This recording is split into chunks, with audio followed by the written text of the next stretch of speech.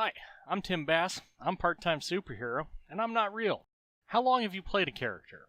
I don't mean how much time has passed in the game world, but how many real-world years have you put into a character? I've been around as a character for 13 years at the time of this recording.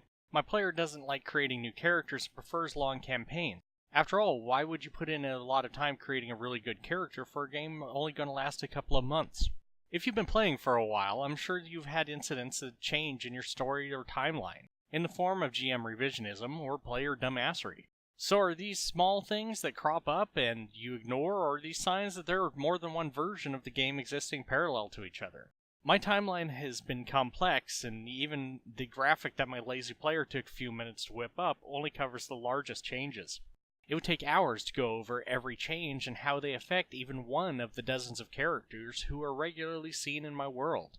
It's one of the reasons why it's so important to take notes. Notes are the only way you can even keep track of things over a short period of time, let alone a long-term campaign.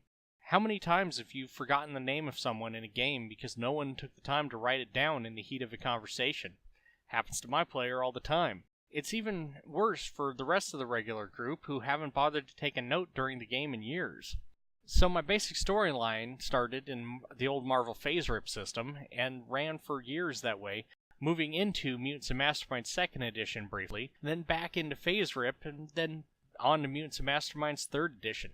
Some of the massive differences that crop up are due to people not really remembering what happened, but that's the nature of human memory. We never really remember what happened because we don't record like a camera. An example of this would be in an Exalted game where my player was playing a heroic mortal that led a rebellion against a Dragonblood where he ambushed attacked him while he was sleeping and slit his throat.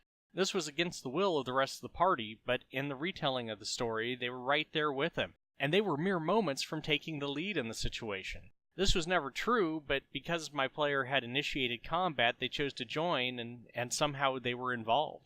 Some differences are even worse because of the different ways people play. Some people just play like it's interactive storytelling and never really live in the world. My player, for example, is the polar opposite and lives in the character's perspective. Everything is played from the way it looks from the character's point of view, with everything being visualized as close to the GM's vision as possible. This has led to many Mandela effect level rememberings of things differently. So for the sake of yourself later on, take some notes so your world doesn't spin out of control. I'm Tim Bass, and I'm on a boat.